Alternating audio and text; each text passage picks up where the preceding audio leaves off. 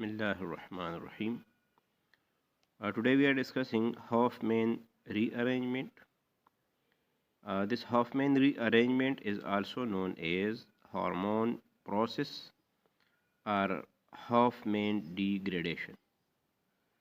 But keep in mind, Hofmann rearrangement is not Hofmann elimination. Hofmann elimination is other type of rearrangement. So Hofmann rearrangement is defined as the conversion of primary amides into primary amines in the presence of bromine and alkali base. So this is primary amide and this is the primary amine. Simply you remove this carbonyl carbon and this is the product. In Hofmann rearrangement, the product is one carbon less than reactant.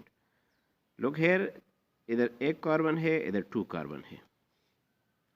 Mechanism, the first step is ionization of base. Second step is deprotonation of this amide.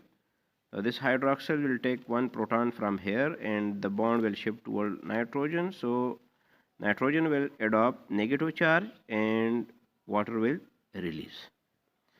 Second step is bromination. Bromine two molecule.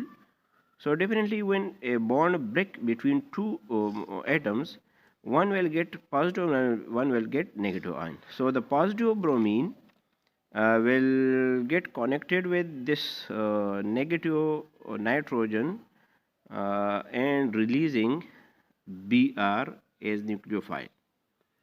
Third step again deprotonation. Hydroxyl will take up next proton from this brominated amide, releasing water and creating again negative charge on carbon just like here.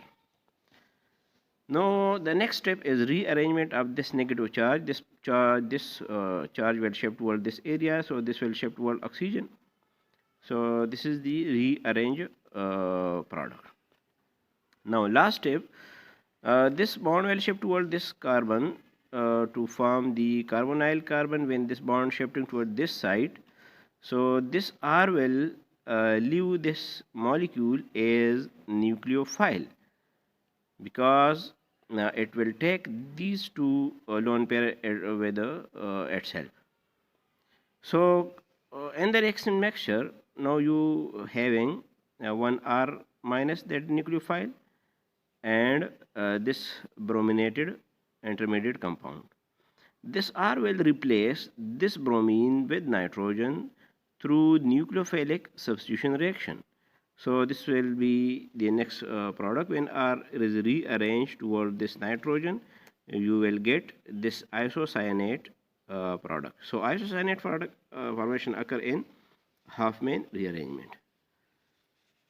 After series of protonation and deprotonation, this isocyanate will convert into amine and CO2 and so on, various products. So this is the product of Hofmann rearrangement.